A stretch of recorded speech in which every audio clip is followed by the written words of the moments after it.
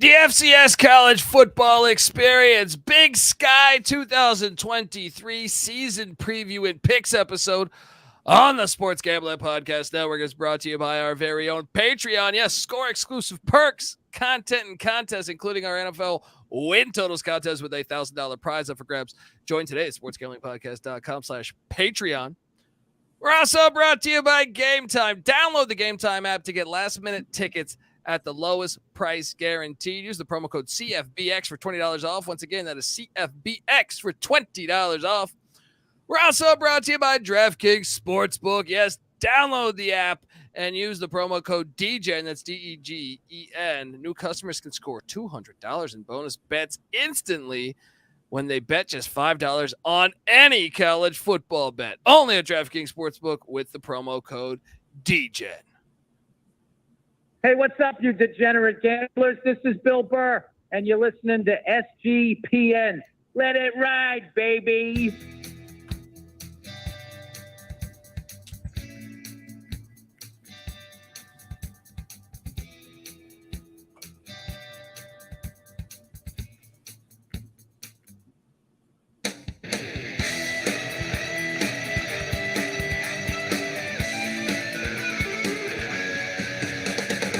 Yes, yes, yes. Woo! Welcome to the FCS College Football Experience. Big Sky 2023 season preview episode. Oh, if you've known me, if you've been a personal friend of mine, you know for a long fucking time, I've been a fan of the Big Sky Conference and been watching all these games for a long time. So, I mean, I'm delighted to preview the Big Sky Conference. Perhaps you're wondering just who the hell you're listening to. My name is Colby Swig at Database Dan, a.k.a. Pick Dundee. That's not a pick. This is a pick. He was raised in the land down under, where a man thinks on his feet, speaks with his fists, and lives by his wits. When Dundee happened, he was a superstar. I'm probably drinking too much and celebrating too much and not sleeping. Would have killed a normal man, but no, that's gone. The medical advice I got from that was like being hit by lightning. Pretend it never happened and get on with your life. Oh, boy. Yes, yes, yes. The Big Sky Conference. You got the Brawl of the Wild, Montana State. One of the best rivalries in all of college football. Only been playing for like 130 years, I feel like. Let's go, baby. You got two Idaho schools, Idaho and Idaho State. You got Eastern Washington. You got Weber State. You got UC Davis. I mean, you just got Northern Arizona, the Lumberjacks. I love it. Cal Polytech, John Madden's alma mater. Let's go. I'm not done naming schools. We got the Portland State Vikings, June Jones's alma mater, folks. And Coach Glanville. June Jones, friend of the program. Jerry Glanville, friend of the program. They've been there. And did I forget to mention Sacramento State Hornets, who have been rolling lately. And the Northern Colorado Bears. Yeah, Ed McCaffrey might be hitting you with the clipboard, but he's out of town now. And they got new life, new blood in there. It's going to be awesome to talk about all these schools. I think I named everybody. I still wish Southern Utah was in this conference. I know you mentioned that to Big Sky fans, and they say, no, we didn't want them in there. And I'm like, no, but I like regional rivalries. And with Southern Utah and Northern Arizona right there, I could see a rivalry. And I like Zion National Park football, baby. All right. I am joined by my co-host, this guy, they call him the Gulf Coast Guru. He's down there in the Gulf of Mexico where there might be some oil spills, but don't worry, there's winners. There's winners down there on the on those beaches besides those oil spills. I don't know. That was a long time ago. It's cleaned up. There's salt in the ocean for a reason. All right, folks, give it up for Mike Rose, a.k.a. Gulf Coast Guru. How you doing, brother? What is up, dude? Appreciate the intro as always. And I want to give a shout out to our boy Pick Dundee here, getting through the hurricane, dude, giving us all the content, FBS, FCS. He doesn't care. Dude, I'm going to lobby for a name change for you. I know there's a lot with the Commanders going around. getting the petition started. I think maybe pick Pliskin, like a little bit of Kurt Russell from Escape from New York. I love Escape from LA. If only you knew me. So I'm a big fan of Escape from New York more so than LA. But of course, Snake Plissken, and what he's talking about is I do live in Los Angeles, California, and we did have a would you call it a hurricane? A hurricane. Yes, that sounds like a movie that's definitely happened, starring Tom Berenger and Tara Reid, maybe. Yeah, Tara Reid and maybe Vivica Fox somehow ends up there when she's 60. But I'm on board. I will write that thing tomorrow. And folks, I am in Los Angeles, California, which I know. I've been to the great state of Montana to catch Montana football games. I've been to the great state of Idaho to catch Idaho football games. And, when you tell them you're from California, it looks like one of those things of like, oh, really? You want to fuck it? You guys are, it's not, honestly, that Yellowstone show with Costner kind of nails it in that capacity.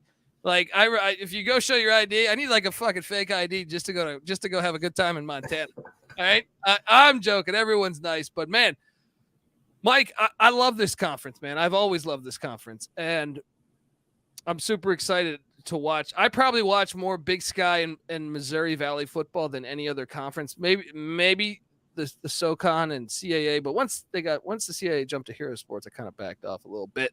But I watch a shit ton of conference ball in the Big Sky, and I have for a long fucking time. I love this conference. How'd you feel breaking this one down?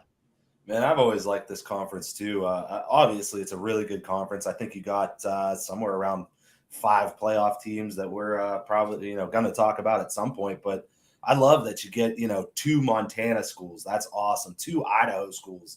You're hitting the states that major college sports don't hit sometimes. So I mean, I know Idaho has some, but Montana specifically. Yeah. So it's an awesome conference to look into. There's a ton of talent, and there's some threats in this conference, man, especially at the top. Yeah, and 3802 in the chat, he's saying Colby has recently said the Sun Belt is the heart of college football. Well, Big Sky is the lungs. I love this conference. So many teams over ready to make the jump to the Mountain West if given the opportunity. Yeah, I mean, that's fair, but man, I like them. How about the whole conference just jump up? I'm almost of the opinion, and I said that comment regarding, I said the Sun Belt's the heart of college football regarding all this conference realignment shit. I've also said the FCS is the real heartbeat of the college football. The way that we love college football, regionality. We want to watch the Brawl of the Wild. You know what I mean? We want to watch, the Dakota Marker game.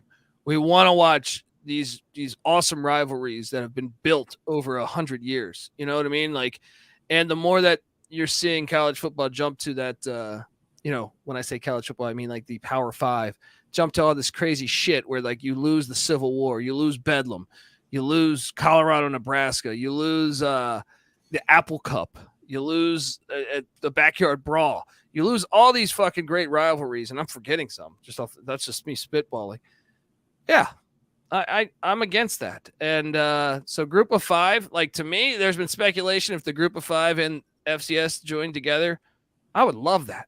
I would fucking love that. And you would catch me watching all of that more likely than you would catch me watching Oregon play Rutgers. So shout out to 38-2 and shout out in the chat. You can be watching this, folks. YouTube.com/The College Experience. And remember, subscribe to the FCS College Football Experience. Just type in sg.pn/FCS and you'll have access to all of our episodes, or just, Spotify, iTunes, wherever the hell. Just type it in. You'll be good. Yeah, I mean, I love this conference. I'm excited to break down all these schools. We're going to go from least to first in the way that we projected them. But before we do that, I want to tell you that the FCS College Football Experience on the Sports Gambling Podcast Network is brought to you by Game Time. Look, buying tickets to your favorite event shouldn't be that stressful. And I told this story before. I was in Missoula doing stand-up a long time ago. And damn, if the Eastern Washington, Montana game was happening, this is both teams in the top 15. Man, it was hard to get a ticket. I was stressing out. I was like, everyone was talking about it in the town. It's like, I got to get to it. I'm going to this game. Now, I've loved Montana.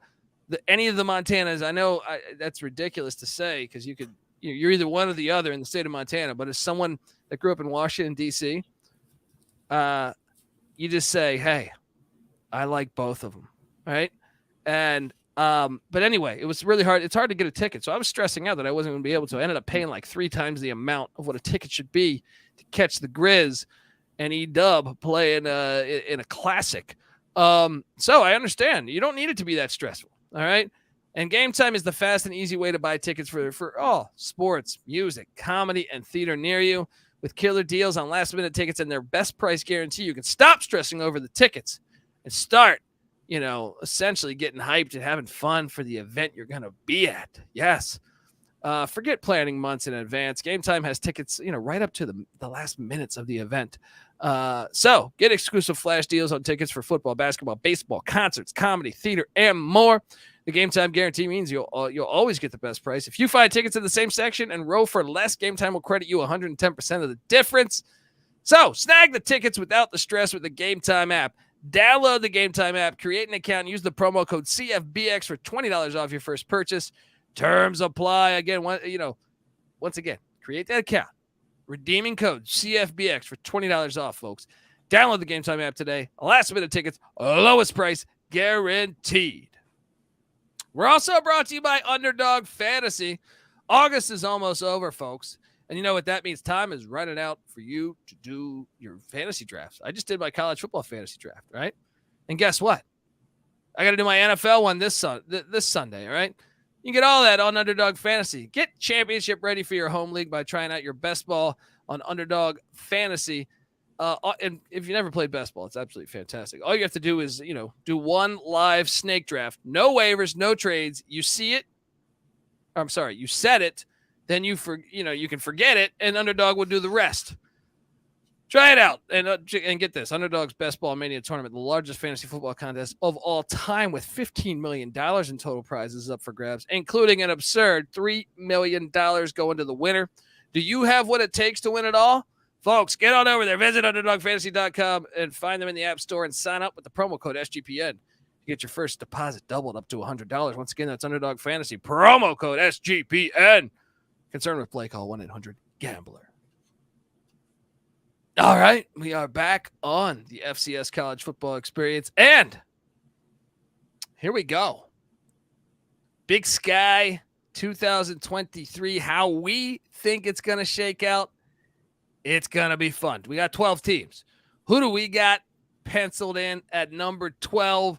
Mike Rose. I think we might have the same team. I think there's a pretty good chance we do, especially you as a Colorado Buffalo fan growing up. I'm sure this name is very familiar with you. Head coach Cody Hawkins coaching up the Idaho State Bengals. Yes, the son of Dan Hawkins, former Colorado Buffalo quarterback, and also a guy that I once shared a few cocktails with in Chicago, Illinois. So I'm really rooting for the Bengals. I'm really rooting for him. He was a hell of a nice guy. And, that job's been very hard. And shout out to friend of the program. He's been on the show, Merrill Hodge. Merrill Hodge is an Idaho State grad. This program it's been a long time, but they used to actually be pretty damn good. What's it going to take, I wonder, to get the Bengals back to where they should be? It's going to be interesting to find out, because you look at this team and obviously they had a coach just a year ago in the same situation, and then he bounces and leaves, and now they go with Cody Hawkins. His dad was is still a very good coach, who we will be talking about in a few minutes. But it's just they're replacing so much. You know what I mean? You can't have this much turnover. It's very hard to keep having coaches and transfer portal. They lose their best wideout. They lose, Xavier Gilroy goes to Arizona State, follows the coach, Tyler Vanderwall, gone. I mean, just it's really hard to sit there and say that this team is going to have anything. And this guy's never been a head coach. As much as I like Cody and I think he's a good guy and I think he's probably going to be a good coach, there's a learning curve that comes with it. So Charlie Raggle, 1 year, done. Cody Hawkins, I'm curious, what's the best case scenario for for the Bengals, you think, in year one? We're going to rattle the schedule in a second, but like, what is a good season knowing the disaster essentially that he walked into? Yeah, I mean, I think this might be a scenario where a good season is progressively getting more competitive in the games as you go. Yeah. 2 wins, maybe 3 is like your absolute cap for this team. Particularly, I have them 0, so that tells you where it's at. But I mean, this is not only on the field, but I mean off the field. Didn't a coach like kill somebody last year or something? Yeah, yeah. So the coordinator, yeah. So it's a little wild. It's a job here for Cody, man. I wish him the best, but yeah, this is tough. They return Cheatham James, I think they can, and Cyrus Wallace at the tight end spot. The quarterback spot, I'm just making the assumption that it's going to be Sagan Gronauer.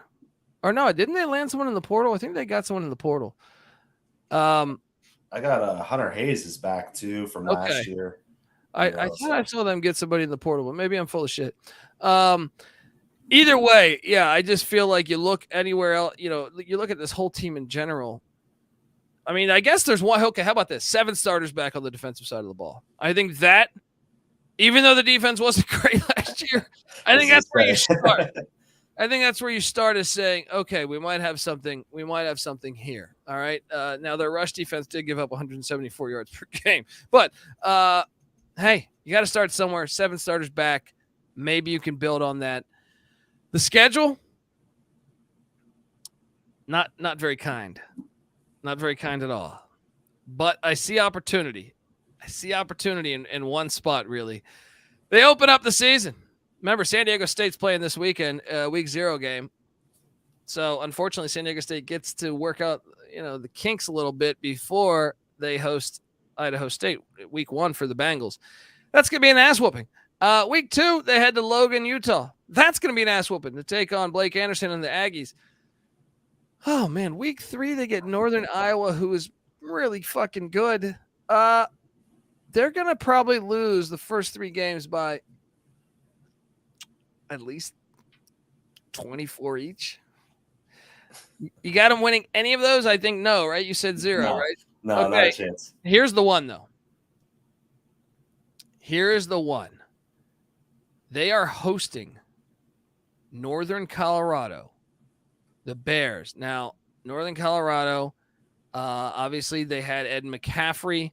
I think some people thought, hey, this is going to be fantastic. Didn't work out. Now they went out and hired Ed Lamb. Now, Ed Lamb's a proven winner. He's been the head coach before, which is the reason why I favor them to get this done. But this is a winnable game for Idaho State. What are you doing here? Yeah, this is one of the ones you definitely look at, and you think this could happen, especially it's homecoming there for Idaho State, so a little added motivation. But like I said, you're looking for progression here. You're looking for things getting a little better. So I want to see this game be competitive, but I do think Northern Colorado has a lot more talent, so I'm going that way. Yeah, and then after that, guess what? They head to Missoula. They're not going to win there. Then they get a bye week, and then they're home to Eastern Washington. Eastern Washington had a down year last year. They're looking to get things back up to where they used to be. Then they head to Portland State, which, wouldn't shock me if they got the Vikings, but I would still favor Portland State. Back-to-back away as they then head to Sacramento to take on the Hornets in Sacramento State. Then home to Weber State, then home to UC Davis. That's the Hawkins Bowl. Does Dad go light on his son? And then they're at the Idaho Vandals. Oh, man. I'm going to say they get one, man. They're going to get one. Whether it's Northern Colorado, whether it's Portland State, maybe they upset E-Dub, maybe Dad goes light on them. Give me a 1-10 season for Cody Hawkins in year 1. How about you? I think Dad maybe pulls up when they're up 20, maybe 30 points. So I don't know about that one. It'll be like when my dad used to let me help him in the garage with the car and stuff, and he'd act like I was a moron for not knowing what anything he was saying was. Well, Dads love that. But Mom, Dan, look, hey, Dad, Dan Hawkins, I'm just saying, you want to play your cards right with the misses? Maybe you do lay up a little bit. Yeah, right? Maybe you do lay up. I'll tell you what, man. There was one. I did actually struggle a little bit with one game, and we're gonna get to it here in a minute. My number 11 ranked team, Portland State. I think it's a slippery slope there for Portland State and head coach Bruce Barnum. So we'll see. I almost went that way. But it's at Portland State, so I gave it to them. Yeah, so you have Portland State at number 11. I don't. I didn't think you would, but there's something about this coach I didn't love. Who do you have at 11? Well, you know who I do love about this coach, or about what I do love about this coach, Bruce Barnum, is he last year bought everyone. He said, if fans come out to the game, I'll buy the beers. That was fucking fantastic. It's because you need to get drunk to watch their games, man. Ooh. Well, look, this is a great history at this program, back to the Neil Lomax days. But here's what I like about him. They added Boise State running back Andrew Van Buren, who's a stud. He's a fucking stud. Okay. I mean, you could tell me that. They brought in a lot of transfers, too. Like, they got a Jermaine Braddock at the wide receiver spot from San Jose State. They got Darian Chase from Nebraska, Marquise Spiker, a wide receiver from the Washington Huskies. So I kind of think this team is a little bit better than what we're thinking here. Dante Chachere. Well, no, he's gone, right? And no, so wait, no, he is he's back. I wish I could remember how to their roster page. Keegan Stancato could be another guy. Like, yeah, Chachere is back, but they also have Stancato. What were you gonna say? Their roster's what? Their roster page was one of my favorite, actually. There was like a little audio button you could click, and the dudes would say their names. I can't remember his, but it was really awesome when he said it. It was like some kind of French thing, so it sounded real fancy. I don't know, but yeah, he is back. He's the only quarterback on the roster with significant game experience. Honestly, on offense, they had some names. You hit a lot of them I was going to cover. Defense was what I was worried about, and then the thing that kind of worries me about Barnum here, this is his first head coaching job. When he took the job in 2015, he went 9-3 and made the FCS playoffs. That was the one of two FCS playoff appearances that Portland State has ever had, that being in 2015, his first year. He hasn't had a winning season since. So that's what really worries me about this team is he came in guns blazing, went 9-3, made the playoffs, and it's all been kind of tracking downward since then. That tells me, especially when I look at the schedule, and it's kind of a tough schedule, it could get slippery as the year goes on. So that's kind of my train of thought on it. Well, I can tell you this, man, the offense is, the defense is the concerning side of the ball here, but they still got guys. They got Parker McKenna at the linebacker spot. They got, there's a couple names that I jotted down. Tyrese Chachere in the secondary that I think can play for them. But yes, they're not one of the stronger defensive teams, but the offensive side of the ball, I do get excited. Nate Bennett is a wideout that I like there. I just feel like their talent level is pretty good. And they need a stadium on campus, man. They got to get a stadium on campus. These filthy people in Oregon. What are you doing? All right, get a stadium on campus. They're doing legal heroin. That's true. That explains a lot. At least if you're gonna do that, do the heroin and then go watch the game, guys. Even if you're not off, it's okay. At Oregon and at Wyoming to start the season. Now, they almost beat San Jose State last year. I watched that game. They almost beat the Spartans, who were a 7-win team a year ago. I do think they lose both, but if Wyoming wins against Wyoming's a live dog, I think, against Texas Tech in week 1. If they win that game and start smelling themselves a little bit, watch out for Portland State and the points. Week 2. Now, week 3, they get North American. That's a win. Okay. Now you get Cal Poly, and I'm very intrigued about the Mustangs of Cal Poly. John Madden donated, I think it was his family after his passing, donated, I think it was like $35 million to the, I think, athletics or football program, one of the two, at Cal Poly. And they have a 5-star quarterback now They brought in a couple other transfers I'm high on. The question is how fast can they get it working? I think it's a 50-50 game. And I like getting them in. If you're a Portland State fan, you like getting them in September. Then they head to Montana State, which they'll lose. And they get a bye. Then they head to that filthy dome in Flagstaff. They need to get rid of that thing. That's a winnable game, dude. Then home to Idaho State, home to Eastern Washington. Dude, I think they could even get E-dub. They beat Eastern Washington a year ago. That is a winnable game to me. Then at UC Davis, home to Montana, at Northern College. I'll be honest, I got them a lot higher. I think they could win. They're capable here of winning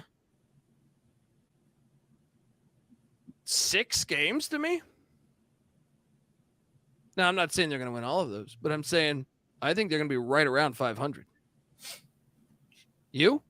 Yeah, I mean, I see the games you're talking about for sure. And Cal Poly, for my theory, for what I'm kind of projecting, that Cal Poly game is going to be huge. It was one I struggled with a little bit. I gave it to Cal Poly because I do think they have more talent, and there's a little more excitement around that program. So if they win that game, maybe things go a little different. But the Northern Arizona game, they beat Northern Arizona a year ago, though, man. True, but now you're on the road, and it's a little tougher once you go to Flagstaff, you know? And then you got Northern Colorado on the road, too, and at that point, I already had them losing so many games, it was kind of like, you're really going to pull one out the ass. Here's what I'm saying is I think 2015, that's the last time you had a winning season, your first year. I think if things start off a little rough, like I got them starting off 1-4 going into the bye, I think it could get a little sticky there for Coach Barnum. I know FCS, you last a little longer. The leash is a little longer, but I don't know. I'm struggling to see. He's buying beers. He's winning over the people. Yeah. Hearts and minds. So I had Northern Colorado at number 11. Okay. And mainly just because they are breaking in. I mean, I guess I could say the same about Cal Poly, but they don't have a 5-star quarterback. I look at Northern Colorado's season. You go, they were 3-8, and they really got their ass whooped in a lot of games. All right, you go through. Now, some of that I do believe was Ed McCaffrey was not a good coach, but okay, Northern Colorado lost to Houston Christian. They were terrible last year, right? They then lost to Wyoming by 23, no big deal there, but they almost lost to a Lamar team that was terrible, 7-point win. They did somehow beat the shit out of Idaho State, but after that. They gave up 55 to the Idaho Vandals at the Kibbe Dome. They lost by 48 in Sacramento to Sacramento State. Lost by 23 to Montana State. Lost by 48 to Dan Hawkins and UC Davis. Lost by 14 to Portland State. And somehow magically came up with a win against Northern Arizona, 21-20. But then they got their ass whooped in Cheney, Washington, or Chennai, Washington, however the fuck it's pronounced again, against E-Dub by 24. I think Northern Colorado, although I am kind of intrigued by the hire of Ed Lamb, but I just don't think they're ready yet to just jump right in. I struggled. To me, it was between them and Cal Poly. So I had Portland State a little bit higher than you. But talk to me about, like, okay, when we look at Northern Colorado's team, I know they bring in a slew of transfers. So it was really hard for me to get a gauge. And that happens a lot of times with but to me, or with the new coaching switch, but there's not a lot of guys on the offensive side of the ball that really got me super excited to watch Bear football there. So I think it might be a year of maybe, as almost like you said with Idaho State, as the season progresses, you get a little bit better. I noted that their defensive side of the ball seemed to be better than their offensive side of the ball. David Hogue at the linebacker spot. They also have Nick Norris on the defensive line. And then, Jordan Napke in the secondary. So that was the one thing that stood out to me was like the defensive side of the ball, the offensive side of the ball. I'm like, I got no fucking idea what's going to be happening in Northern Colorado. But sell me a little bit on when, where did you have them? Yeah, so Northern Colorado, I actually had them the same overall record as Portland State. 2-9 is what I had both of them at.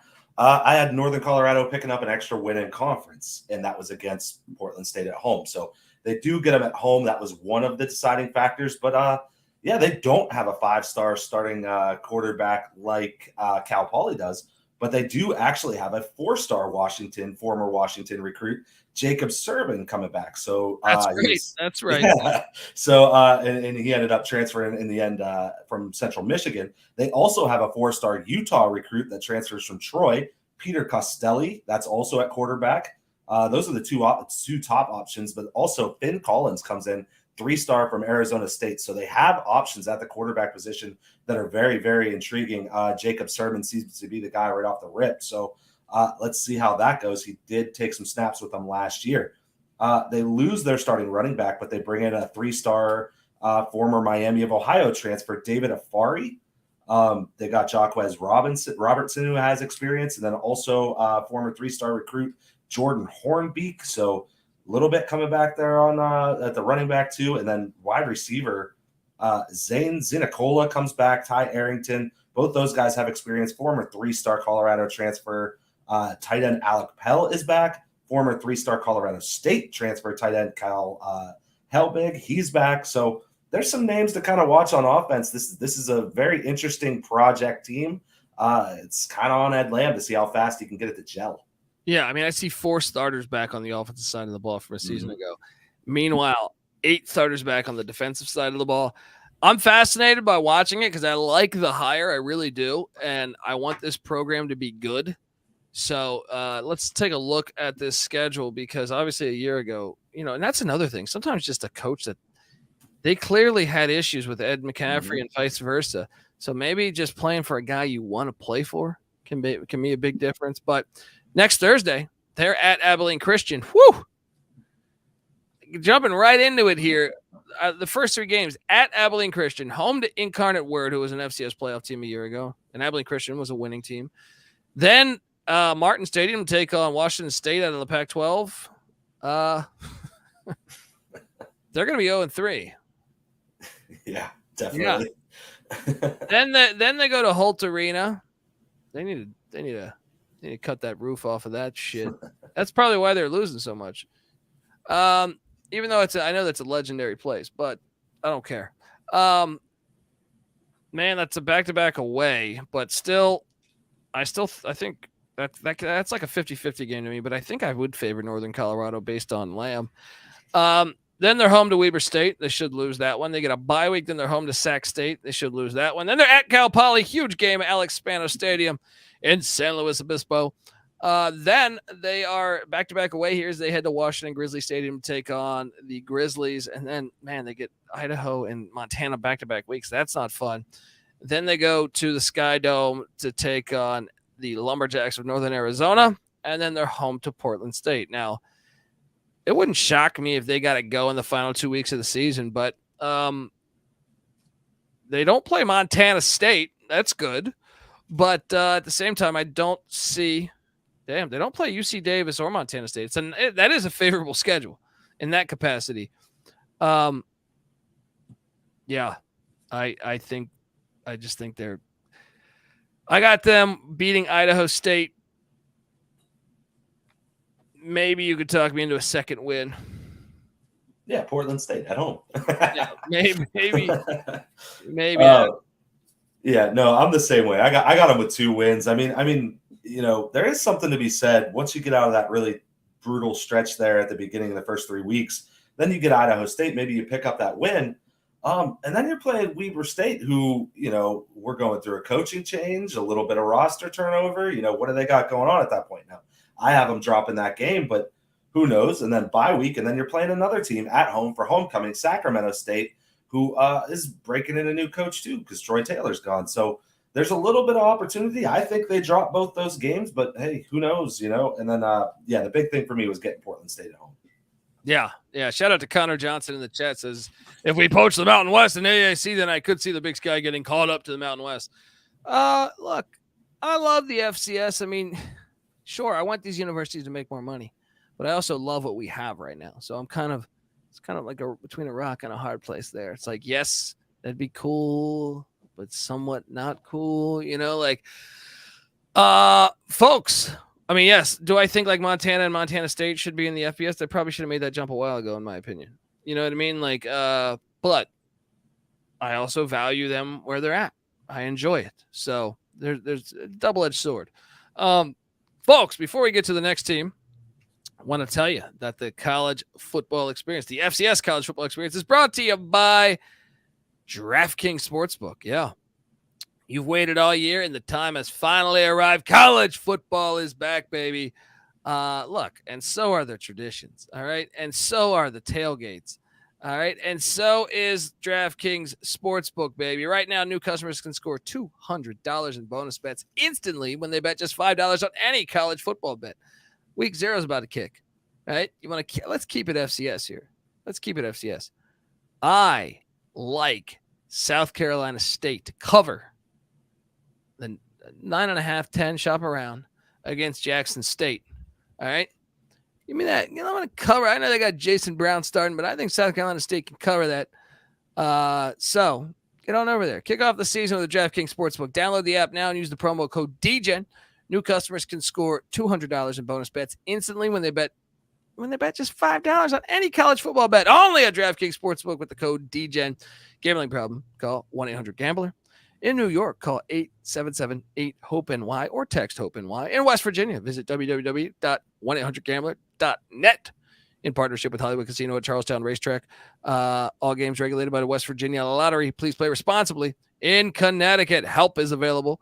Problem with gambling, call 888-789-7777 or visit ccpg.org. On behalf of Boot Hill Casino in Kansas, 21 or older in most eligible states, but age varies by jurisdiction. See DraftKings.com/sportsbook for details and state-specific responsible gambling resources. Bonus bets expire 7 days after issuance.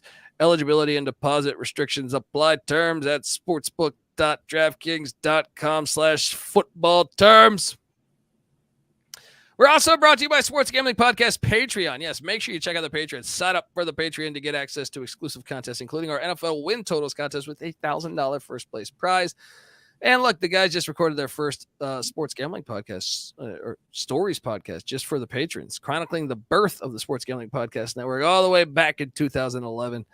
There's even a Discord channel just for the patrons. Sports Gambling Podcast has and always will give out their picks for free. The Patreon is just a great way to support the network. Fight back against those hacks, those corporate gambling hacks out there. All right. SportsGamblingPodcast.com/Patreon. That's SportsGamblingPodcast.com/Patreon. All right. We are back talking Big Sky football. I know we've kind of rattled off, our 3 teams out of the 12. I'm curious. So wait. Curious where we're at right now. So wait, who did you have then at 10? Northern Colorado. Okay. So at 9, who did you have? Because that's where I had Portland State. I had Cal Poly. Okay. Oh yeah, no, I'm sorry. So I went for me, 12 was Idaho State, 11 was Northern Colorado. 10 was Cal Poly. Let's talk about Cal Poly for me. Or for both of us. Sam Horde transfers in. Yes. I believe Damon Horde is his father. Brock Horde is his uncle. Yep. 5-star freshman. Paul Wolf, former Wazoo head coach back in the early 2000s. It's a huge kid. And this is year 1 for Wolf who comes in. I missed the Cal Poly triple option. You know me. Love the old triple option they used to run. But holy shit, they brought in a 5-star transfer. I mean, that doesn't happen that often on the FCS level. And you wonder, is he there to stay permanently, or is this just a one or done situation? Either way, I'm fascinated. I don't live that far from from San Luis Obispo, so I might even jump up there, a couple hour drive and catch the Mustangs. But I'm kind of fascinated by this team this year. No, I mean, I know they have the coaching problems, but they were ass last year. They're bringing in a brand new coach. They don't have coaching problems, but I'm just saying, when you bring in a brand new coach, normally you expect a little bit of regression. You're trying to understand the offensive philosophy, the defensive philosophies, what exactly coach wants. But at the same time, 2-9 a year ago, and you bring in a 5-star, and then you look at some of the other talent that they have. Now, this is another one though, where I say the defensive side of the ball,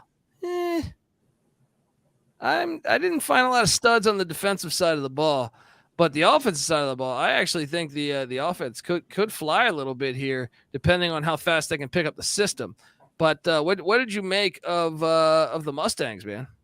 Yeah, same exact thing. I mean, you got a plethora of options at quarterback. You got the starting quarterback Spencer Brash from a year ago coming back. Jaden Jones also took a lot of snaps last year. He's back. And then, as you said, Sam Hjord. So there's that. Running backs, you got your two most experienced backs coming back, Jacoby Harper and Paul Holyfield. Wide receiver, tight end was where I found a little bit of a loss there. Wide receiver Chris Coleman, he's now with the Dolphins in preseason.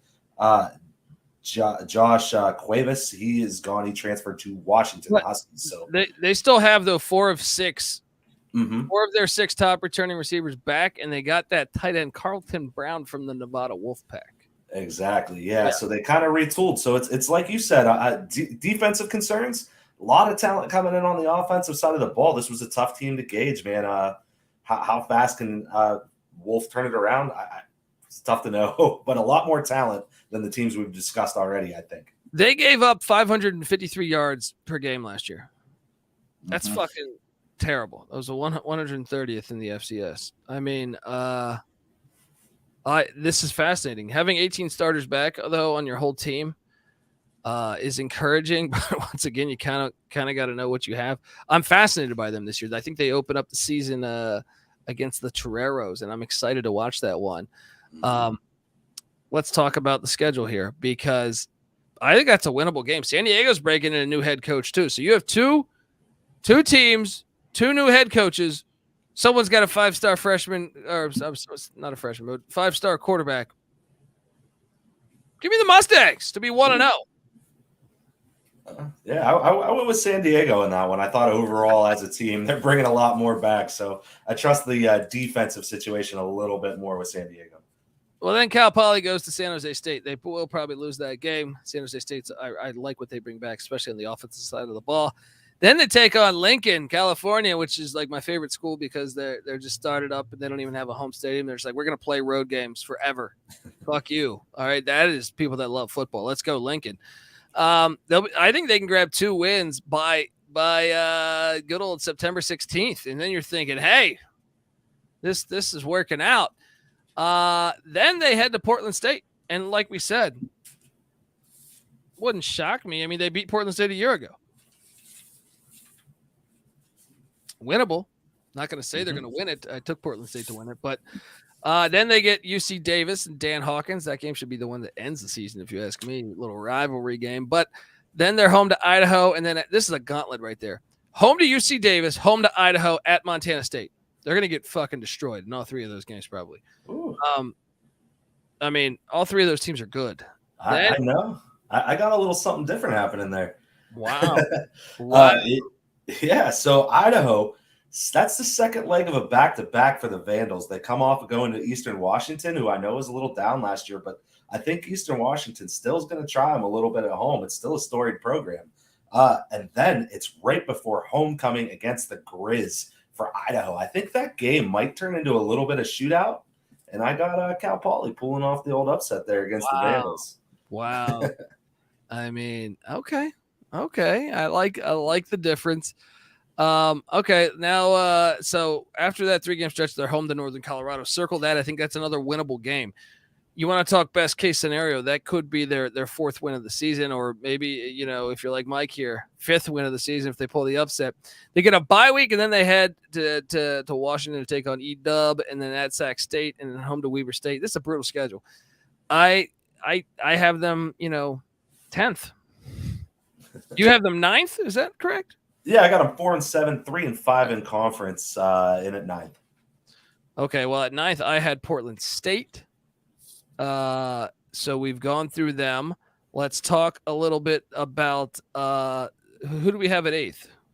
I have the Lumberjacks, Northern Arizona. We see eye to eye here. I almost took Portland State above them, man.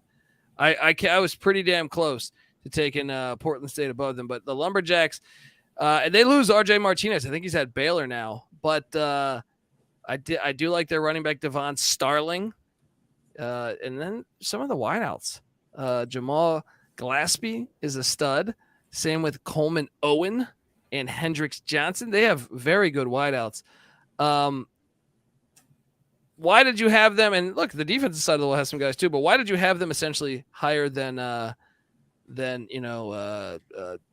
where you had them essentially?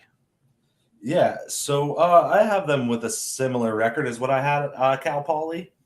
I think Northern Arizona is a team that I'm always waiting for to kind of rise back up the ranks. It's always like surprising to me when I see them down at the bottom. I mean, this is, they got 6 FCS playoff appearances, so this team has some history to them. 2 Big Sky championships. They bring in Daniel Britt from Montana to compete for the quarterback position. Kai Milner comes in from Cal. That's the get that I like. Losing Martinez was surprising to me, especially because he's going to be like the 3rd string on Baylor, and I'm like, what? Why? Exactly. But no, getting and I guess Britt flashed a little bit as a backup too. So anyway, continue on. Yeah, no, and then you named the wide receivers. Those are some really talented. Glaspie in particular was Fresno guy, 3-star recruit coming in there, just didn't hang with all the guys that they've had, like Cropper and all them over the last few years. But defense, you got some names. Linebacker Heston Lametta is back. Defensive back Conda Hightower. Linebacker Jossie Wilson, who's a former 3-star. They got a lot. They got a DB Colby Humphrey. I figure you'd like that guy. Good name. Oh yeah, great name. Yeah, a lot of guys coming in that I think this team, while I don't have them doing great, I think they have potential, and I think they're a pretty tricky road trip, as both the Power 5 Arizona teams are as well. It's always tough to go out there for some reason, even when it's in a dome. Very true. Even though they should get rid of that dome, it handicaps their advantage. And I love Flagstaff. I go to Flagstaff all the time. And but they haven't been to the FCS playoffs since 2017. This was a program that was really good for a while there. I go all the way back to the days of Sean Collins and Michael Haynes. But here's the problem. Let's talk a little bit about that road schedule, because not kind. Okay, I get it. They got to go to Tucson, where they won the last time they played Jed Fish, and I love that matchup. Please never get rid of that matchup, because I like them playing Arizona State and Arizona every fucking year. All right, vice versa. Just switch it every year as we wait for Grand Canyon to start their football program. Then they head to the North Dakota to take on the Fighting Hawks, who I'm kind of high on. I got them 0-2 to start the season. What do you have them doing there? Yeah, 0-2 as well. North Dakota, they're used to playing juggernauts, as they did like all last season. They played some crazy schedule, man. I couldn't believe it, but yeah, Tommy Schuster's a baller too. So then we can get to September 16th, because Utah Tech comes to town. This is a huge game that they should be able to win. If they win this, they could Montana is a little bit down, I think. Some of their best players gone. They're vulnerable, but I just can't. I can't just say Northern Arizona is going to beat Montana, but I feel like that game has my attention on the 23rd of September if NAU can pass the eye test the first 3 weeks. All in all, I got them 1-3 in their first 4. You? So I got them 2-2. I actually do have them pulling the upset over Montana. When Montana State took a little trip to Flagstaff last year, they only beat Lumberjacks by 3. I think early in the season, that's a good time to get somebody. So you're playing Montana, you're bringing them out there to Arizona. I got them getting the upset win, 2-2. Nice. Andy Reid was once an assistant at Northern Arizona. There you go. Andy, what are you doing? Retire and come back. Then they hit the road to take on Sac State and Weber State back-to-back weeks. I mean, both those teams are breaking in new head coaches, but I still favor Sac State and Weber. Mm-hmm. Then they come home to Portland State. That is a very winnable game. They get a bye week before they take on UC Davis. Then they head to Bozeman to take on Montana State before hosting Northern Colorado and ending the season back up in Washington, taking on E-Dub. They avoid the Vandals. They avoid UC Davis. No, they don't avoid UC Davis. They're there. Wait, who do they avoid? They avoid both Idahos, right? Yeah, both Idahos. Isn't there? They actually get like the toughest part of this conference for the most part. Yeah, I mean, we have them in the same spot, I think. But what's your best case scenario season for the Lumberjacks? I got them at 4-7. I would say best case scenario is maybe you pull off like UC Davis at home and maybe you get Weber. I mean, it was a close game last year, 33-31. So maybe you catch them there. But yeah, 6 wins probably. Let me ask you about Chris Ball here. 5th year, he's 15-24. If you don't win this year, I don't understand why Northern Arizona's not better, personally. Mm-hmm. I don't. This is a team, they have the whole city to themselves. They're the only show in town. Flagstaff's an awesome fucking city. I don't understand it. Arizona's a growing state. The talent in Arizona is much better than it was 25, 30 years ago. I think this team should be winning a lot more. I don't understand it. So it's a big year, I think, for them. So, yeah, I had them 8th as well. Let's talk about who we had at number 7 because I'm intrigued. Who'd you have at number 7? Yeah, I think this is about the dividing line of the conference. This is the one step before things get real. I have Eastern Washington, the Eagles, coming in at 7. We see eye to eye here again, but I thought about putting them at number 6. I feel like they're going to be better, but man, their defense was so bad last year. I can't like a team whose defense was that bad. You know what I mean? Like I watched a couple games and I was like, oh my God, their defense is bad. Now it's a new day. I know they bring in a shit ton of transfers on the, especially on the defensive side of the ball. They're bringing in a lot, but you look at Eastern Washington and,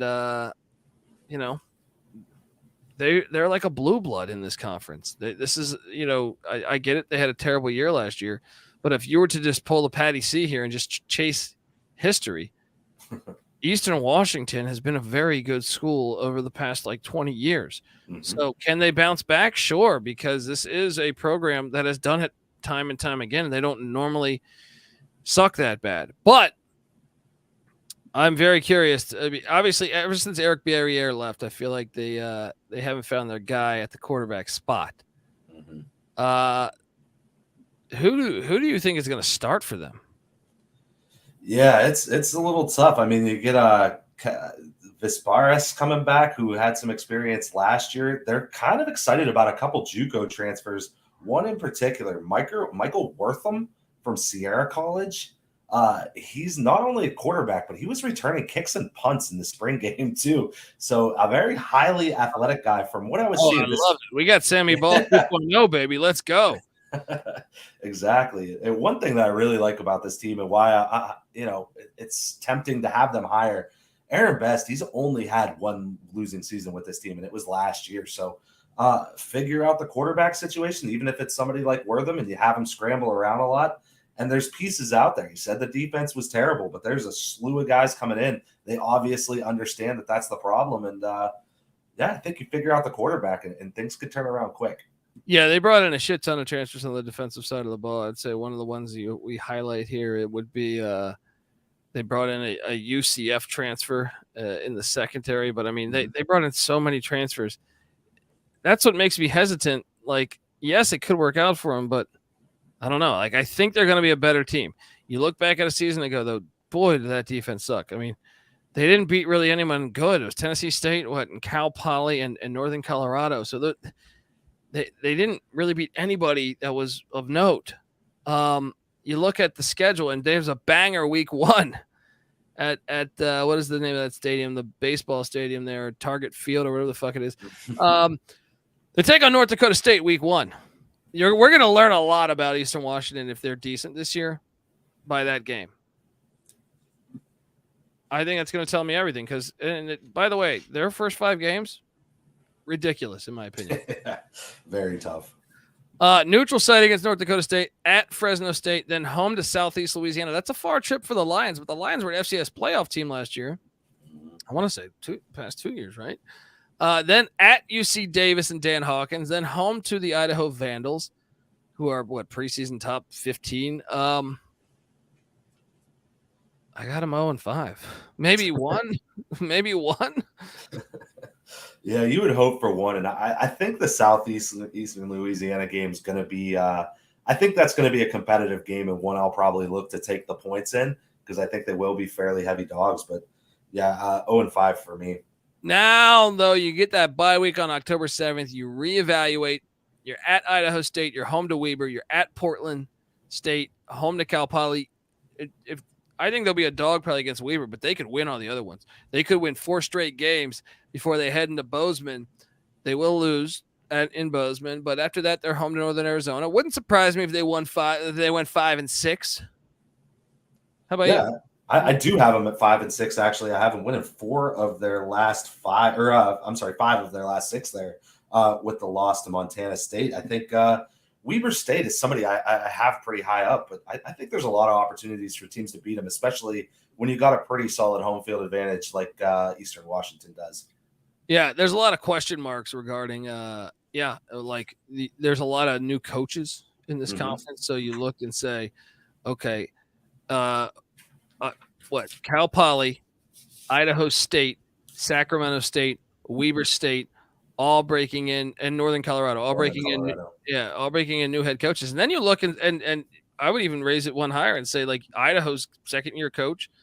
I mean, that's a lot of your conference with somewhat new coaching, So I don't know, but let's talk about who we had at number 6 then, because I'm very curious because I did have Weber State at number 6. Who'd you have?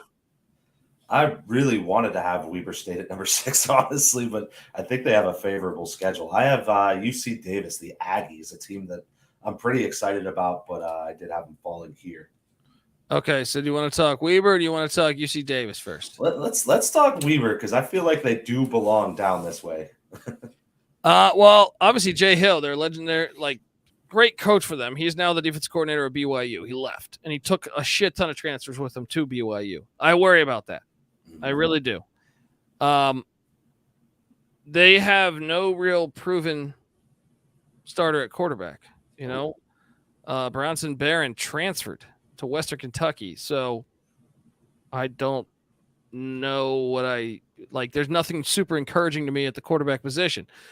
I get it. Weber's been good for a long time, and maybe that's my mistake. I know they went out and got SMU wideout Jalen Record. Maybe he ends up being, very, very good. But when I look in general, they lose 2 of their top 3 in the running back room. I feel like their whole defense is at BYU. What? Talk to me about why you think they're going to be a lot better. So I'll tell you why I think they can be a lot better when we get to the schedule, because that's the main reason. I think they have a lot of favorable things going on in the schedule. What I'm really worried about is the head coaching hire. It's been such a defensive-minded program for so long, and you put the offensive-minded guy, the offensive coordinator, Mickey Mental, great name. Yeah, great name. And not only is he the OC from this team, which is, fine, well enough, but his only real job was coming from Notre Dame, not the good one, not the great one that we all know, love. It's all of our favorite teams, obviously. No, it's Notre Dame, Ohio. I love that Notre Dame. No, I'm just... Hey, I gotta offer to play baseball there before. So there you go. It's a soft spot in my heart. I turned it down. I hated baseball. But he coached there 2020 and 2021. He went 16-2 with 2 conference champs before coming to be OC at Weber. So, he has a history of winning at the D2 level, I guess, but it's an interesting hire for a program that's been good for so long. So, like you said, quarterback questions, running back questions, wide receiver questions, defense questions, which is normally the staple of their fucking team. Exactly, and which is what worries me when you hire when you put the OC in. But you do get Winston Reed back, linebacker Winston Reed, 94 tackles, 3.5 sacks, an interception, 4 fumbles forced. That guy's a beast. Could be defensive player of the year for the conference. Garrett back at linebacker, defensive back Maxwell Anderson, linebacker Jack Kelly, defensive tackle Steve Bryant. Those are all pretty solid names that do come back. And then, the rest of them all went to hang out with Jay Hill up there at BYU. 11 starters back in total, 5 on offense, 6 on defense. Let's get to the schedule, because they do open up Thursday night next week against Central Washington, John Kitna's alma mater. they're gonna beat that. They'll be 1-0. Mickey Mantle's gonna be flying high. But to me, this is where at Northern Iowa, loss. At Utah, loss. Home to Montana State, loss. And I even think because you go through those 3 in a row, you could very much lose to Northern Colorado in Greeley, Colorado. I'll still say that's a win. After that, I give them Northern Arizona as a win. They lose to UC Davis to me. Then they could lose to Eastern Washington. Then they get a bye week, and then they're at Idaho State, and then home to Idaho and at Cal Poly. And I feel like Cal Poly, by the time you play Cal Poly on November 18th, might be a little bit different of a Cal Poly team than they are in September. Buddy, I think, look, I gave them Northern Colorado. I got them losing at Cal Poly. They're going to lose. They're going to get upset somewhere we're not seeing. Where do you have them finishing? So I got them finishing actually all the way up at number 3 because of some tiebreakers. So I got them 7-4, 6-2 in conference. Here's the thing. I love you getting UC Davis at home for homecoming. So while I have them starting out 1-3, I have them getting the win over Northern Colorado, win over Northern Arizona, win over UC Davis at home. I do have them dropping the Eastern Washington game, but you come out of the bye, you get Idaho State. That should be a win. Idaho, that's the second leg of a back-to-back for Idaho there, which I think makes that really tough. That's a tough game, and I gave it to Weber. And then Cal Poly, I think that's a true 50-50 game when you're on the road. And I think Weber is the better team and more proven commodity, especially when you look at that Cal Poly defense. So 7-4, 6-2. Did you say you have them third? I do. That's hilarious because I have UC Davis third. Oh, there you go. So we swapped. Yeah. Let's talk a little bit about UC Davis because Miles Hastings, baller, dog. All right. Larison, dog. All right. Like, dude, how do you not like this UC Davis team when you break it down? Dan Hawkins, obviously proven coach, one of the coaches that got Boise started going in the right direction. The offensive line stood out to me too as having a couple guys that really, they're one of the better offensive lines, I think, in the Big Sky with Jake Parks and Jordan Ford. They have some guys on the offensive line that I think you should be excited about. And even the defensive side of the ball. I thought the defensive side of the ball, specifically the linebacking core, stood out to me. Tadai Buchanan, Nick Eaton, Evan Tattersall, all solid players. And you add that with the defensive lineman, Chubba Mayal. I don't know how to pronounce that. Mayal. Buddy, and then you add Rex Connors in the secondary. I am buying into UC Davis and old Dan Hawkins, and there has been rumblings that they could be a school that could go to the Mountain West. This is a big year for them. Okay, they lose Gilliam at the running back spot, but I kind of love the fact they're bringing back the quarterback spot, and I think their defense has got studs. Talk to me about why you're fading my boy Dan Hawkins. It's the Big 12. It's the Big Sky. Right? Go play in the Girls, brother. Right? Anyway, yeah. Talk to me. So my 1 through 6, I have like really, really razor thin, and it's all coming down to like single games here. So one of the big problems is I had Weber State ahead of them, and that's because they play at Weber State. So Dan Hawkins, not somebody I've traditionally trusted. I mean, crushed it with Boise, definitely, but really struggled with Colorado, 19-39 from 2006 to 2010. Doing okay here at Davis, 37-29. You got to love that. 3 winning seasons. He does have a Big Sky championship in his back pocket back in 2018. So there's some things to like, but I mean, you do lose Gilliam. That's a big loss. That's almost 1,200 yards and 13 touchdowns that's walking out of the building. They bring back a lot at wide receiver that I did like. Defense, you do lose Devon King, a pretty good defensive back. Linebacker Jay Smalley.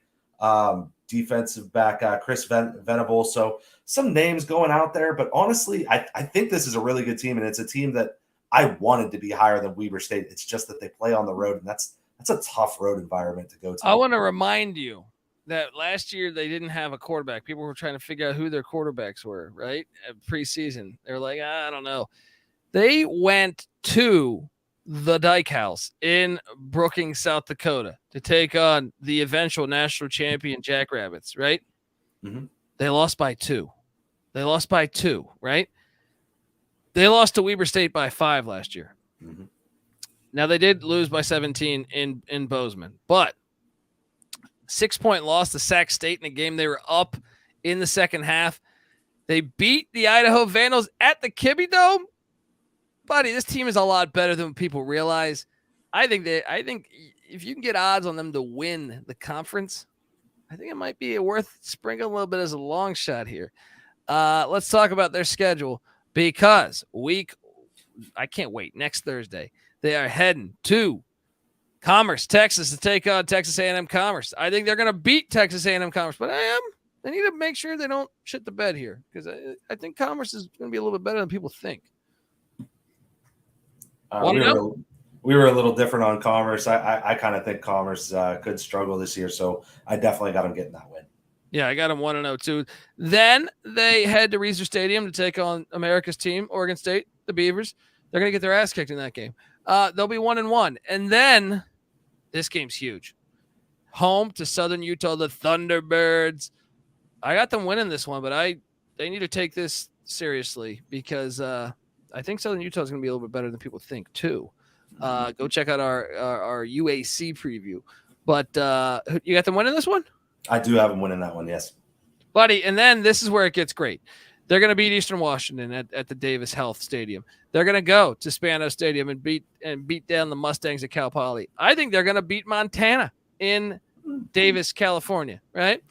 And that's going to have them coming in red hot as they go to Stewart Stadium in Ogden, Utah, and I think they're going to win. And I think they're going to be sitting there smelling themselves at 6-1. And the backside of the schedule is pretty fucking great, because they head to the Sky Dome. I think they could win that. They're home to Portland State. I think they could win that. I do worry about the father-son matchup in Holt Arena in Pocatello. And then they're home to Sac State. This is a great schedule. I'm telling you, I think they could finish second. I think they could finish first. They avoid Montana State. And I kind of think they're better than every other team on their schedule, except, Oregon State. Yeah, I think that's a pretty fair assessment, honestly. I think there's going to be a lot of conference cannibalism here from teams 2 through 6. Honestly, in this conference, there's one team that I think is a little bit head and shoulders above everyone else, and this team happens to dodge that team that I do think that about. So, I have them. The back end of the schedule is what you really, really got to love. After that bye, I have them going 3-1, losing to Sac State. I do like that game's at home, but I think at that point, Sacramento State does bring back enough that they're going to be a dangerous out at that point. So I have them dropping that game 7-4, 5-3 in conference for me. So I do think highly about this team, and I am worried that you could be more correct than I am on this one. Okay, so who do you got at number 5 then? Number 5, I have Montana, the Grizz. We agree. We agree here. Now, I'll be – actually, you know what? I think I switched, actually. I have them 4th. I have Sac State 5th. I originally wrote this up as Sac State 4th, Montana 5th, but I switched last second as I was doing a little homework on the Grizz. So let's talk about this Grizz team. Bobby Hawk, obviously, he's been to the mountaintop in Missoula, but he's getting a little pressure here to win. Big year for him. And they have a lot of questions. They lost a lot of production, but I'm kind of the opinion that they have one of the best home environments, so I think that always works to their favor. And I just feel like with the other coaching uncertainties, that was my difference on me not taking Sac State. Although Sac State, from a probably a roster standpoint, might have the more talented roster, but I kind of like so the Grizz, they go out and get the Oregon State. They have the Oregon State transfer. What's his name at quarterback? Sam Vidlock, former Boise State and Oregon State quarterback. I like that get. Yeah, they lose some guys that I feel like they probably should have had their big year last year. They didn't. I understand the heat, but I think there's too many good players on this roster for them to be terrible here. I like the tight end Cole Grossman. I think he's good. they got a couple guys. Wide receiver Aaron, what is it? Aaron Fontes. That's a player. Same with Junior Bergen.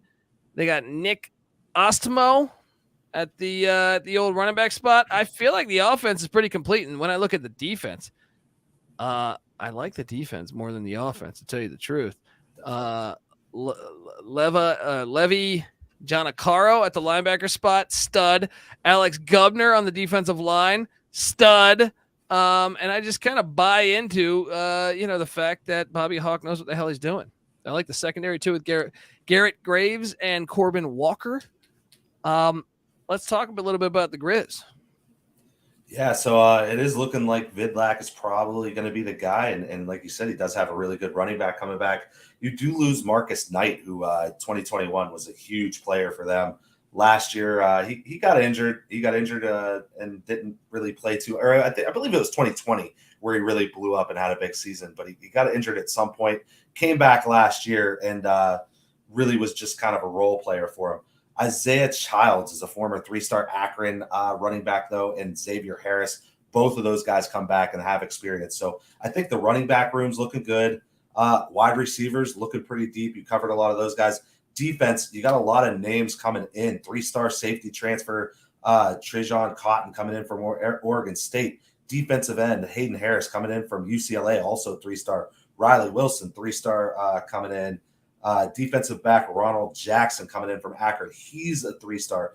Ton of names coming in on defense on the defensive unit that I think was already solid. So there's a lot of reason to be excited about this team. And I do think it is really important for Bobby Hawk to start getting this team up towards the top of the conference, especially with the roster coaching turnover. Yeah, and new OC, new DC. Brent Pease coming in for the offense. Ronnie Bradford, former Colorado Buffalo defensive back, who recently coached at USC, coming in on the defensive side of the ball. Let's talk about the schedule. One of my favorite games of the season is on this schedule. So, look, they're going to beat the shit, I think, out of Butler and Utah Tech to start the season. Week 3, Ferris State comes. Bueller. This is a sneaky game. Sneaky fucking game. Don't take this one for granted or you will lose. I've watched a lot of Ferris State in the studio. But let's say 3-0, and then I think they slide down to the Sky Dome and get the dub, 4-0. Home to Idaho State, 5-0, and then I think they're going to be rolling until this 2-game stretch because I think they're going to lose at UC Davis. I think they're going to lose at Idaho, and then they're going to bounce back after a bye week, beat Northern Colorado, beat Sacramento State. This was the difference for me. The coaching and then the fact it's in Missoula. That is the difference in me taking them. I also think they beat Portland State and Portland on November 11th, and then they unfortunately lose the Brawl of the Wild on November 18th. What games did you have differently there, and what was your record? Yeah, so the spots that I was looking at is that I think that beginning of the season puts you in some really like cruise control mode, and I think Northern Arizona is a team that's really dangerous when you're playing them in Flagstaff, and I think that is kind of why I gave them the loss there. You start off so soft. I mean, you do have to watch out for the Ferris State game. I agree there.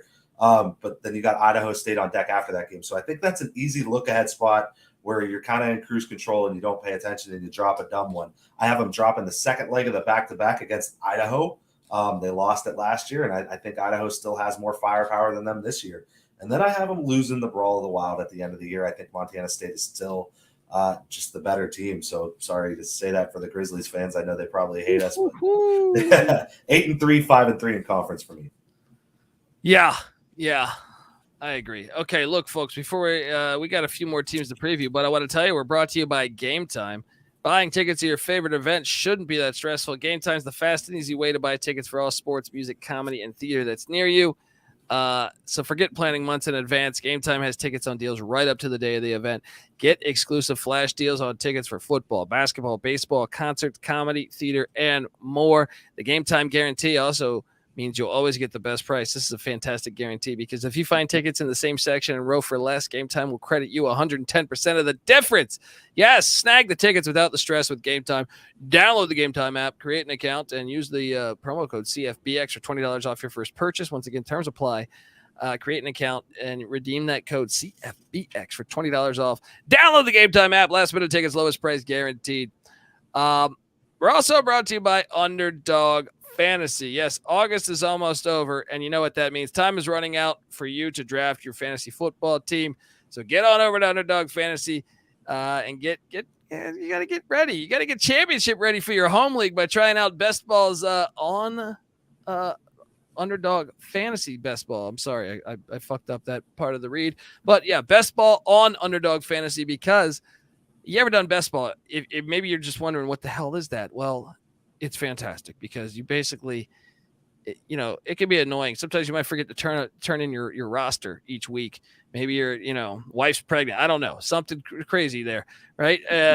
But all you have to do is do one snake draft live, no waivers, no trades. You set it, forget about it, and Underdog does all of the rest. Try it out with Underdog's Best Ball Mania Tournament, the largest fantasy football contest of all time, with $15 million up for grabs, including $3 million to the winner. Do you have what it takes to win it all, people? Visit UnderdogFantasy.com and find them in the App Store, or sign up with the promo code SGPN to get your first deposit doubled up to $100. That's Underdog Fantasy, promo code SGPN. Concerned with your play? Call 1-800-GAMBLER.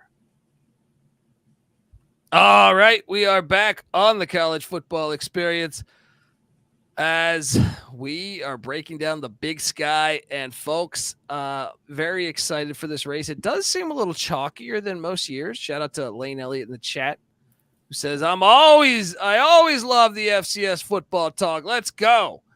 Yeah, I mean, it's a little chalkier than most years, but let's talk about Sac State, because that's one that you had ranked higher than Montana. I expect a little regression now that Troy Taylor is off at Stanford. Now, I understand the logic. Andy Thompson was the defensive coordinator for Sac State a year ago, the past couple years, I believe.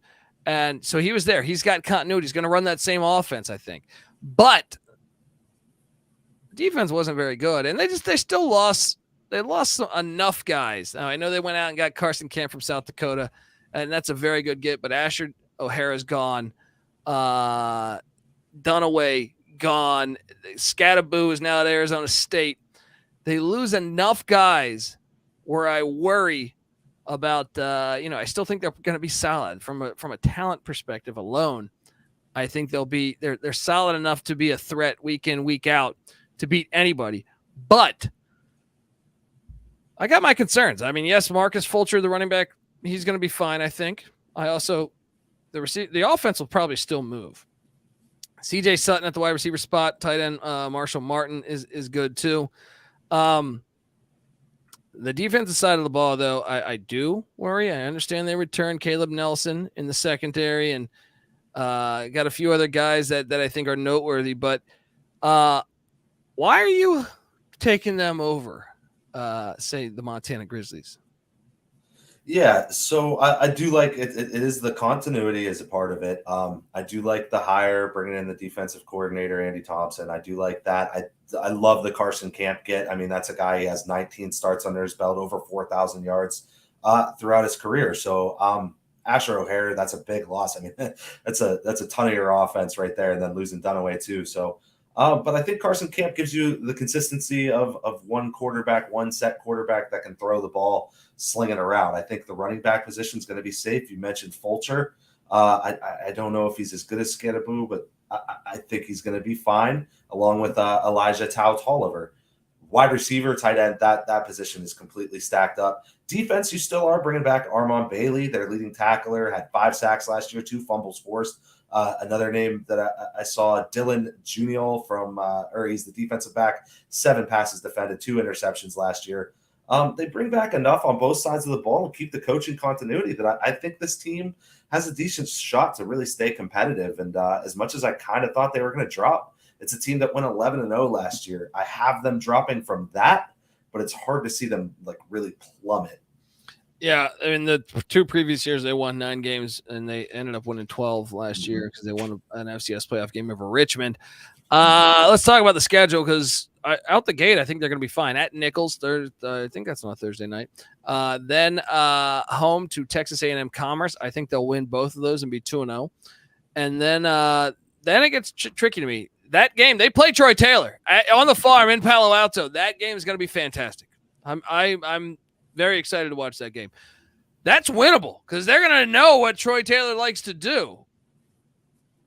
I still take Stanford to win that game. So I got them 2-1 out the gate. You? I actually have them 1-2. I have them dropping the Nichols game, man. I really just believe in Nichols. I think they're going to bounce back. I think they got enough continuity and enough guys back. It's a long-ass trip, man. I know it's week 1, but that's a long-ass trip to Louisiana. Okay, well, then they come out and they play at Idaho after Stanford. I got them losing that. So I got them 2-2. So you got them 1-3? 1-3. All right, and then they're home to Northern Arizona. Interesting game, but I got them winning that. So I got them going to 3-2. You got them going 2-3, I take it? Yes, sir, 2-3. Then they get the bye week, and then after the bye week, they head to Northern Colorado. Then they're home to Montana State and home to Idaho State. I got them going 2-1 there. You?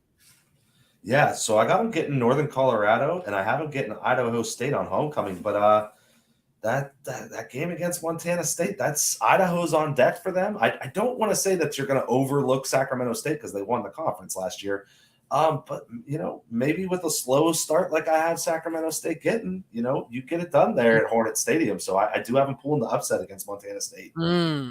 Interesting. And then at Montana, which I have as a loss, home to Cal Poly, which I think could be interesting on November 11th, and then at UC Davis, which I have a loss. So I have them losing when it's all said and done. I have them losing 5 times. I think they go 6-5. A little bit of regression for Andy Thompson in year 1. What are you doing? Yeah, I got them 7-4, but 6-2 in conference. So that's the that Montana State win. That's the big difference for me in this razor thin race up here at the top. Wow. Okay. So now we jump over. And so who do you have at third? You already said this, right? You have Weber. Weber. Yeah, correct. So we only have 2 teams left to talk about. And I'm curious, who do you have at number 2? Because it's probably the same as me. The Vandals? Yeah, this is my number 4. But yeah, Sacramento State was my 2. Idaho Vandals is my 4. Woo-hoo-hoo! The disrespect. Hey, man, this is a team that hadn't made the playoffs since 1995. I get it. Good showing last year, and you got the quarterback that we're all excited about, but it's still a relatively new head coach. They had a freshman quarterback. Dude, last year they should have hosted a playoff game too. Remember, because of that unfortunate accident, they had to go down to Louisiana. And I know they start the season with three road games. But at the same time, folks, stop it with all this nonsense here. They have one of the best quarterbacks in college football with Gevani McCoy. I thought it was a great first season for McCoy. And you look at this Vandals team, I get excited. I like Jermaine Jackson and Hayden Hatton at the wide receiver spots. I think that's, super elite. I like Anthony Woods at the running back spot. The offense is going to move the ball. The defensive side of the ball, Trey Thomas at the linebacker spot, stud. David Rowe on the defensive line, stud. Chachere Lamond on the defensive line as well, stud. And then you got Mervyn Kenyon in the secondary, Tommy McCormick, Marcus Harris. What am I missing? This is a complete football team. Even Ricardo Chavez, the kicker, is a stud. You are making a mistake fading the Vandals. I know they play in that filthy kibby dough, but I've been up there to Moscow, all right? And I'm buying in, buddy. I think they could be a threat too. I'm excited to see because I feel like Montana State, everyone's picking them, and I'm like, man, UC Davis, Idaho, I think they might be able to give them a little bit of a test. Talk to me about why you're not as bullish on the Vandals. So, yeah, I mean, the fact that Eck, long-time coach, O-line coach specifically since 2004, but last year was really his first head coaching job, and I mean, he did a hell of a job. Like I said, first time since 1995 getting them to the playoffs. That's great, and the offense, you're dead on, looks great. Defense, I do have some concerns. You lose linebacker Fa'ave, same name twice, but he was their number 1 tackler, 2 sacks, 2 fumbles forced. Linebacker Paul Moalala transfers to Georgia Tech, 2 sacks, 3 interceptions for that guy. Another linebacker, Julian Falanico, he's gone. Jeremiah Salam in the secondary, gone. Defensive lineman Leo Tamba, gone. So you lost a lot on defense there. And then what we really got to key on, what I'm really concerned about, 3 straight road games to start the season, a back-to-back in the middle of the season, and a back-to-back road trip at the end of the season. They have them all strung together, and that's really, really tough. He's the Sam pulled pork Pittman of the FCS. Look at last year's losses. 7-point loss at Wazoo. 13-point loss to Indiana, and that game was closer than that score. Indiana dressed that thing up, right? 3-point loss at Sacramento State, who went undefeated. And then, okay, they actually got beat down by UC Davis. But even in the FCS first round, they should have won that game.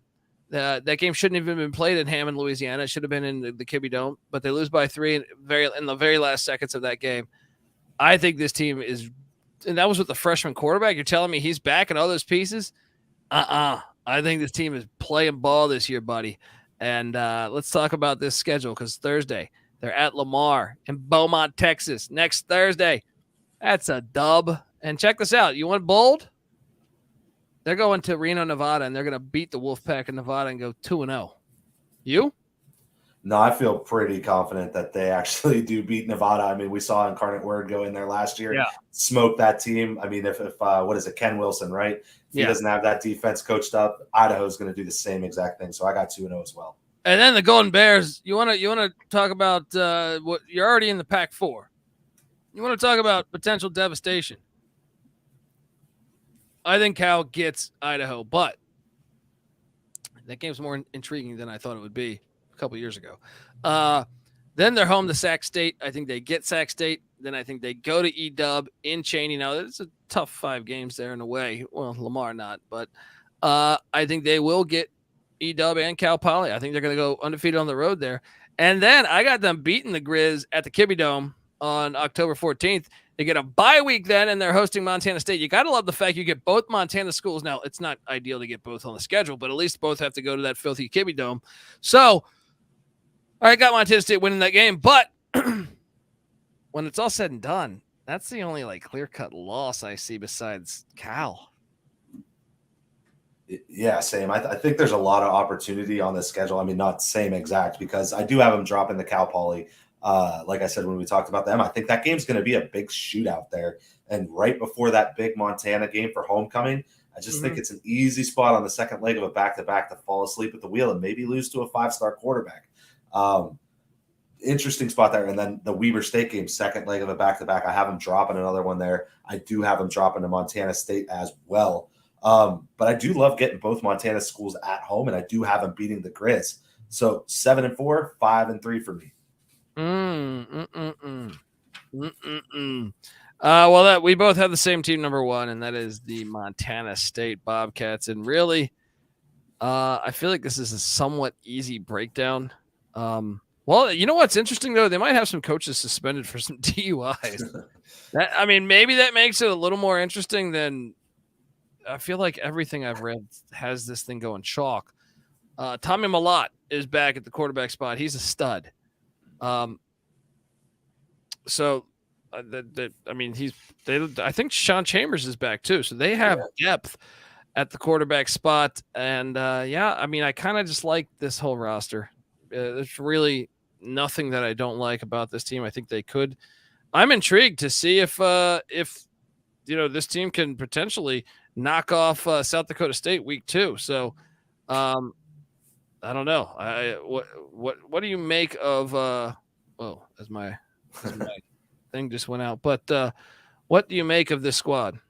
I'll tell you one thing. It was very interesting that I didn't know about this program. Actually, they're the only program in college football to win national championships on 3 different levels. They won one in the NAIA, they won one at D2, and then FCS in 1984. So only college football program to win at 3 different levels. I thought that was pretty damn impressive. You hit all the names, man. They're all back. There's just a couple guys.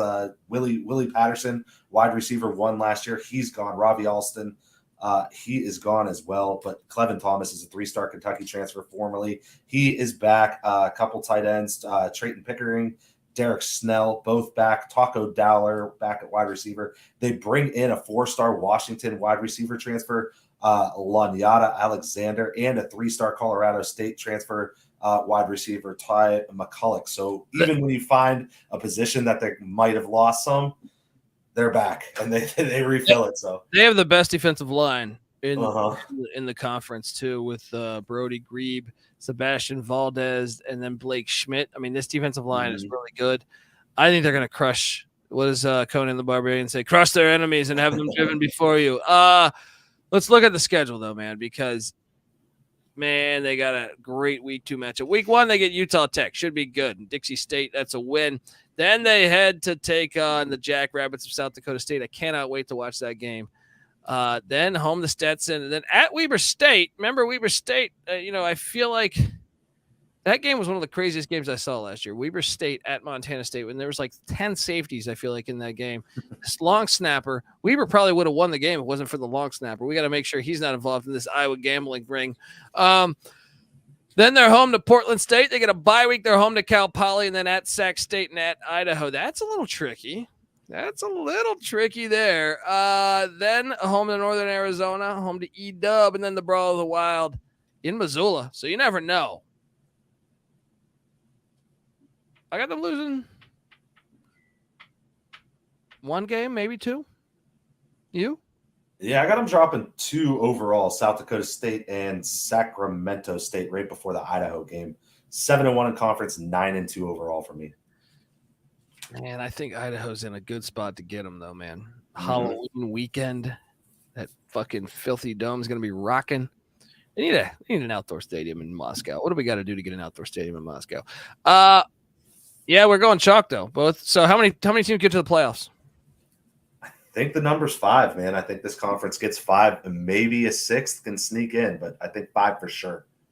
Yeah, I think so, too. It's going to be fascinating to watch. Fascinating to watch down the stretch. I love this conference. Folks, we only got one more conference preview left. The Missouri Valley, and that will be coming out Friday night. And we will also pick the three week 0 FCS matchups. So make sure you subscribe to the FCS College Football Experience, wherever podcasts can be found. And remember, we got 3 FCS games this weekend. North Alabama, Mercer, Jackson State, South Carolina State, and Fordham, Albany. Football's back, baby, and we're back. All right, make sure you give Gulf Coast Guru, a.k.a. Mike Rose, a follow. Shout out to Matty Ice in the chat who's saying Weber State all fucking day. There we go, man. Yes, but give Mike a follow on Twitter at GCG_wins. As you know, you can talk a little shit to him. You can talk a little shit to him if he's disrespecting the Grizz, he's disrespecting UC Davis and Dan Hawkins. Go over there, tell him how you feel. I'm on Twitter at TheColbyD, and the College Football Experience is on Twitter at TCE on SGPN. So give us a follow. The FCS College Football Experience. Folks, that's our show. All right. Make sure you check out all of our feeds. Once again, we're on iTunes. Get on over there. Give us a 5-star review. All right. The FCS College Football Experience, iTunes, Spotify, wherever podcasts can be found. All right. We also host the College Football Experience, not the FCS College Football. Well, yes, the FCS, but also the College Football Experience and the College Basketball Experience. When the season tips, I'll be here every single night of the season talking college hoops. Yeah, every night. Bring it on, motherfuckers. We've been doing this for years. We also host the College Baseball Experience, and we have the Big 12 Experience now as part of the family. All those are separate podcasts, but they come together as one on YouTube, youtube.com/The College Experience. Subscribe, tell a friend, and check out the Sports Gambling Podcast as they broke down all 32 NFL teams with a solo podcast for each and every team in the land. And they'll be on VSiN every Friday, live from Las Vegas. So check out that. And get the SGPN app for free in the App Store and Google Play Store. And come talk FCS football with us in the Discord, sportsgamblingpodcast.com/Discord. Until next time, folks, this is the FCS College Football Experience, Big Sky style. You better start thinking about yours. And we out of here.